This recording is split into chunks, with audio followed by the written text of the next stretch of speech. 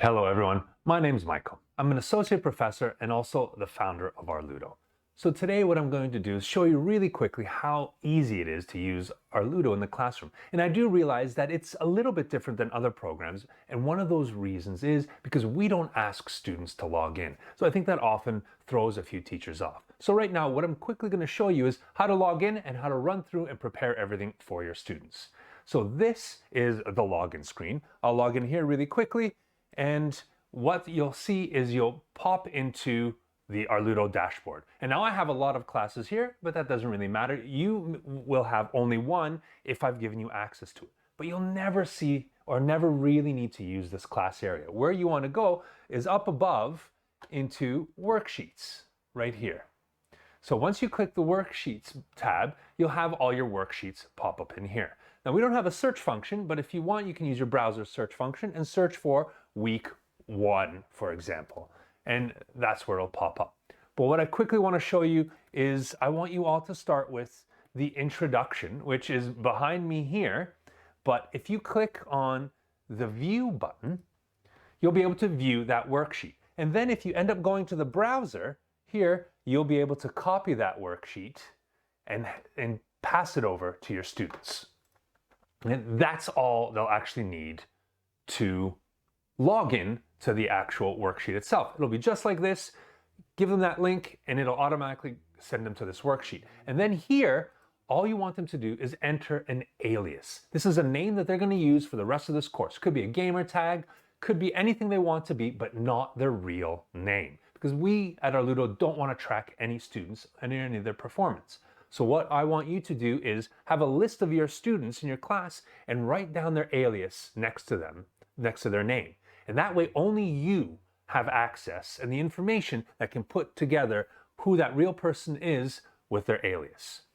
And I'll show you why that's going to be important for you later. But to enter this class, all you need to do is put in any alias. I'm just going to put my initials in here and click Save. And that'll allow you to get into the worksheet itself, and you can navigate through the worksheets by using the tab here.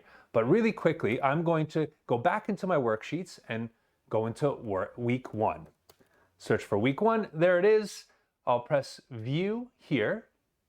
And once again, you'll be able to enter a class by just putting any alias in there. So put in an alias, I'll hit the Save button, and that allows me to get in. So you'll want to actually open up this worksheet in your class while your students are doing the worksheet as well, because what you'll be able to do is you'll be able to follow along and bring these videos up at the front of the class.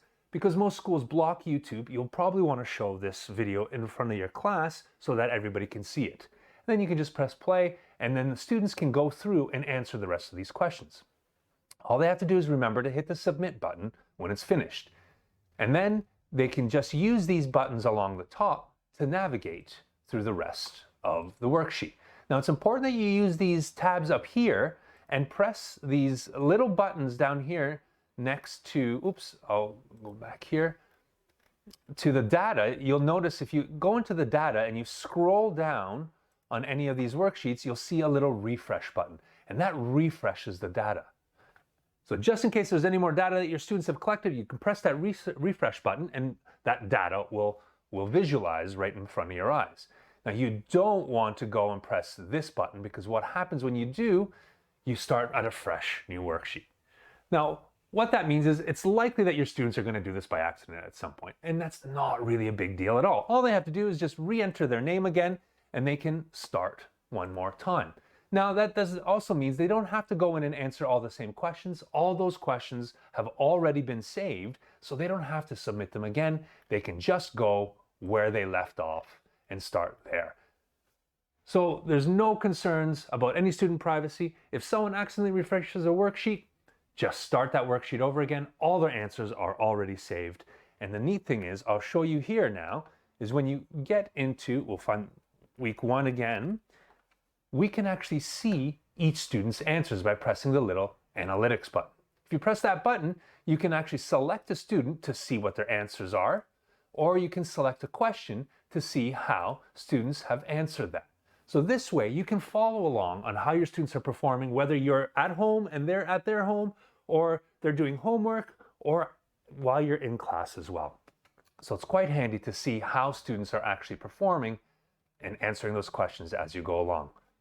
So I hope that makes sense. I hope that's clarified everything. Remember, all you want to do is just share this worksheet button on top. Here, I'll just do that one more time. We'll get to the worksheets and you can just press that view button. And remember, you want to share this. And that's all it is. And that's all it takes for your students to log in. I hope that makes sense. If you have any questions, just drop me a line and I'll help you with anything you need. Thanks and have a great time.